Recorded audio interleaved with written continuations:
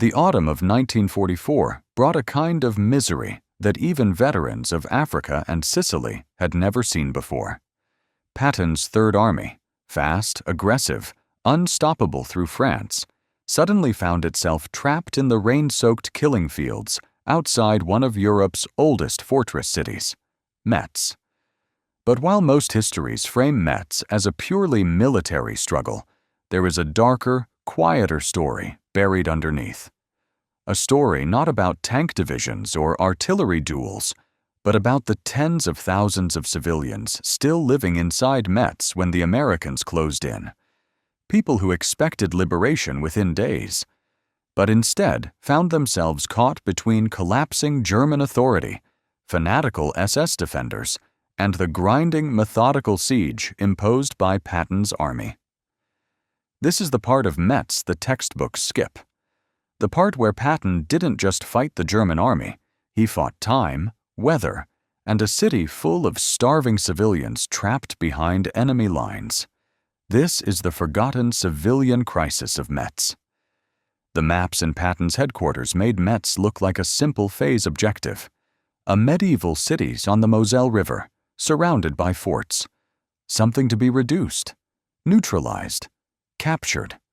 A box to be ticked on the way to the Saar and the German heartland. But for the people inside Metz, it was their home. One caught in the middle of a war neither side intended to fight there. For centuries, Metz had bounced between French and German rulers. Its population reflected that history. French families with German surnames, German families who spoke French, communities who didn't fit neatly into either category. In 1944, roughly 50,000 civilians remained inside the city and its surrounding neighborhoods. People who had endured 4 years of Nazi rule, rationing, curfews, disappearances, and the humiliation of forced Germanization. When word spread that American tanks were approaching from the west, the civilians of Metz expected what the people of Paris, Nantes, and Reims had experienced: a rapid liberation, streets filled with cheering, and Allied convoys rolling through in triumph. But Metz was not Paris. The German command had a different plan for this city. When the American breakthrough at Avranches sent German units fleeing toward the east, Hitler issued a series of desperate orders. One of them, stamped and signed in Berlin, declared Metz a Festung, a fortress city to be defended to the last man. This was catastrophic news for the civilians. A Festung was not allowed to surrender, not its forts, not its garrison, and not its people. Food stocks would be seized, routes out of the city sealed. Every civilian became a human shield by default. The man in charge of enforcing this decree was General Hermann von Balck, commander of the German Army Group G. Balck was a dangerous combination of competence and ruthlessness. He did not care how many civilians lived in Metz, only that Metz must delay Patton. He gave the order: hold Metz as long as possible, everything else is secondary. Civilians didn't know it, but their city had just become a bargaining chip in Hitler's war. Patton had no interest in starving a city of civilians. He wanted speed, rapid movement, armor thrusts, breakthrough warfare. Metz offered none of that. It was a swamp of stone forts, minefields, rivers, and hills.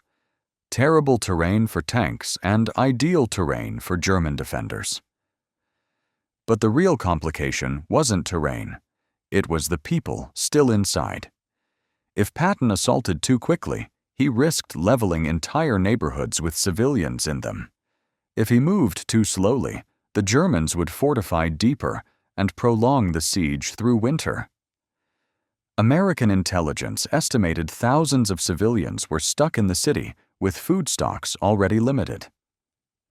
Patton's staff warned that if Metz turned into another Stalingrad-type siege, civilian casualties would be politically catastrophic. Patton responded with a blunt note in his field diary: "Do what we can for civilians, but the war cannot stop for them."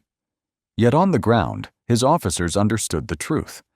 Patton didn't want their blood on his hands. In late September 1944, American patrols reported that dozens, then hundreds of civilians were trying to flee Metz under cover of darkness, families carrying white bedsheets as flags, children dragging suitcases, old men pushing carts with whatever food they had left. But German checkpoints blocked almost every route out. A few small groups slipped through, but most were turned back by Wehrmacht guards who had strict orders: no civilian evacuations unless authorized by the fortress command. And authorization would never come. Inside Metz, panic grew. One diary recovered after the war described the atmosphere. Every morning, the shells fall. Every night, the children cry. They tell us to stay inside, but inside is death also. Some families tried to cross the Moselle River at night on small boats. Many drowned. Others were caught by German patrols and sent back into the city. American officers, watching helplessly from across the river, wrote in their reports, "Civilians appear trapped with no safe route of withdrawal." Patton demanded alternatives, but there were none. On October 2nd, Patton did something unusual. He slowed the assault. Not because the German resistance was too strong, not because his tanks were too weak, but because intelligence from intercepts and aerial reconnaissance indicated that the civilian population was far larger and far more exposed than he previously believed. Metz's ancient neighborhoods were tightly packed. The forts were close to residential districts, and the Germans were moving civilians into school buildings near military strongpoints. Patton's artillery commanders recommended flattening several fortified districts to shorten the siege. Patton refused. He wrote, "Civilians everywhere. Avoid needless fire." This is one of the few documented moments where Patton, the man caricatured as reckless, chose restraint over speed. He ordered his corps commanders to shift fire missions away from residential areas whenever possible. This slowed the entire timetable of the Metz offensive. It allowed German units to dig deeper. It increased American casualties. But Patton held the line. The civilians of Metz came first. By mid-October, food inside Metz had nearly run out.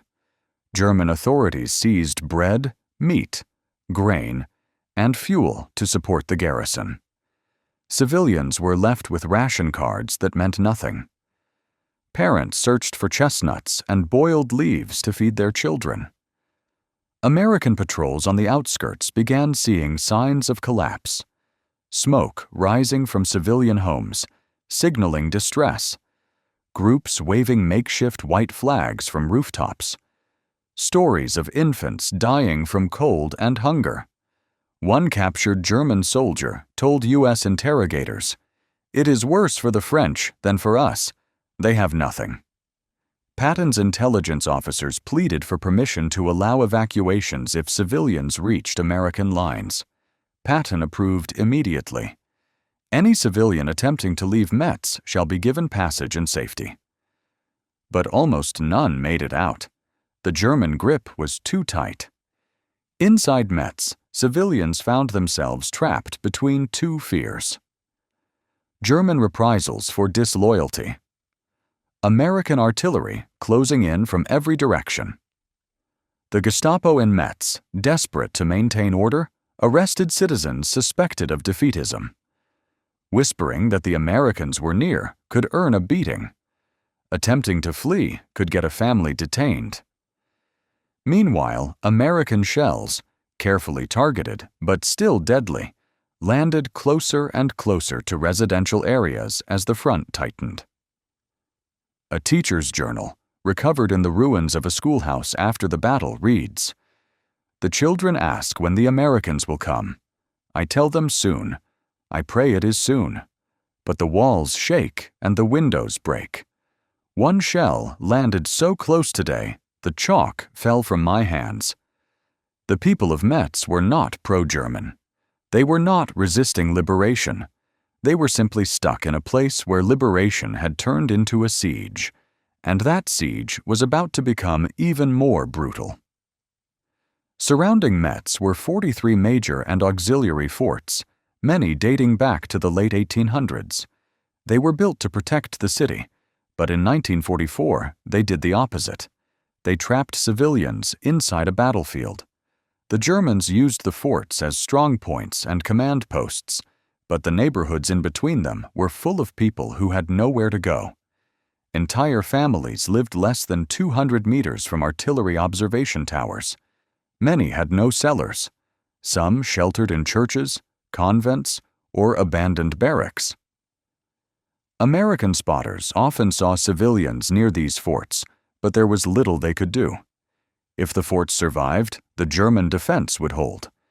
If the forts fell, civilians nearby could die in the crossfire. Patton's frustration was recorded in Fate Corps notes. Enemy continues to mix military positions with civilian population. Extremely difficult to target without risking non-combatants. This became one of the slowest and most painful operations of Patton's career. On November 8th, after weeks of rain and disastrous weather, Patton launched the main assault on Metz. By this point, the civilian situation was catastrophic. Food nearly gone. Water lines damaged. Electricity unreliable. Hospitals overwhelmed. Schools turned into barracks. Churches being used as emergency shelters. Many civilians believed the Americans would break through within hours. Instead, they found themselves trapped in the middle of heavy bombardment. One French nurse recalled, "The nights were the worst. The sky lit with fire, and the walls shook. The children screamed until they fell asleep." Meanwhile, American forces pushed through the mud toward the outer ring of forts. Every fort resisted. Every fort required days of fighting, and the civilians suffered every hour of it. Something rarely mentioned in English-language histories. As Metz began to collapse, small groups of civilians finally managed to reach American lines. How? Because American officers in the Cytex Corps quietly established unofficial relief paths through the woods, empty fields, and ruined farms west of the city. Patton approved these corridors immediately. They weren't safe. They weren't guaranteed. But they were the only hope. American MP reports list several instances where civilians appeared waving white cloths. Entire families crawled through brush under artillery fire. Elderly couples were carried by U.S. soldiers to aid tents. U.S. medics treated dehydration and exposure on the spot. One after-action report states, "Civilians show extreme distress. Many cry upon seeing American uniforms. Still, these corridors helped only a fraction of the population. Most of Metz remained trapped until the very end. The turning point came when Fort St. Quentin, one of the most dominant fortifications, finally fell after intense fighting. Once it collapsed, the German command inside Metz lost their northern anchor. Civilians felt the shift immediately. Shelling reduced. German patrols thinned. Rumors of surrender spread. More families attempted escape. But the German fortress commander, General Heinrich Kittel, refused to abandon the city. He continued to enforce Hitler's Festung order. He continued to forbid civilian evacuations. He wrote, "Metz must not surrender."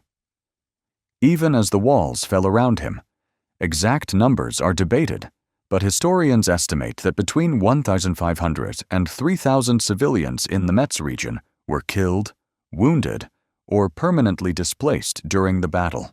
Causes included artillery crossfire, starvation, exposure, German reprisals, air raids, fires caused by indirect shell hits. Many more were left homeless. Entire blocks burned. Schools, hospitals, and churches took heavy damage. When the Americans finally entered Metz on November 22nd, they found families emerging from cellars so weak they could barely walk. One American war correspondent wrote, "They looked like ghosts in a city of smoke." Patton visited Metz shortly after its fall. Unlike Paris or Reims, there were no crowds cheering on the streets, just silence, rubble, and exhausted civilians watching quietly as American columns rolled past. Patton later said, "No victory is noble when civilians pay the greatest price." Metz was overshadowed by later battles, the Battle of the Bulge, the race into Germany, the crossing of the Rhine. But for the civilians who lived through it, Metz was the worst moment of the war.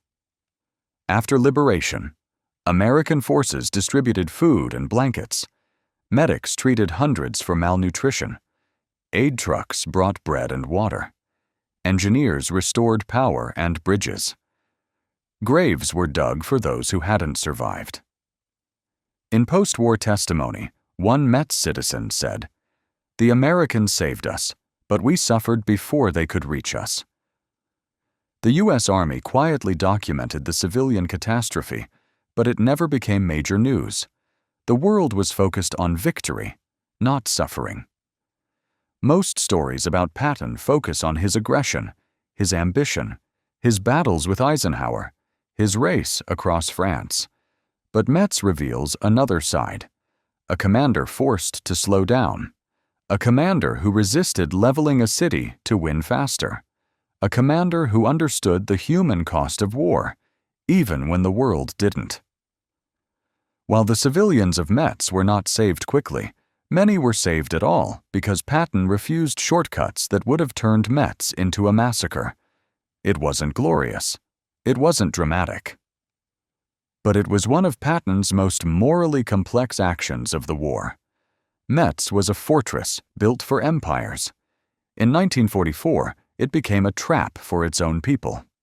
The civilians inside were hungry, exhausted, terrified, abused by German authority, desperate for liberation, and the Americans outside were forced to fight a siege they never wanted, one made slower and bloodier because Patton insisted on minimizing civilian suffering. When Metz finally fell, there were no celebrations, just a quiet surrender and a long road to recovery.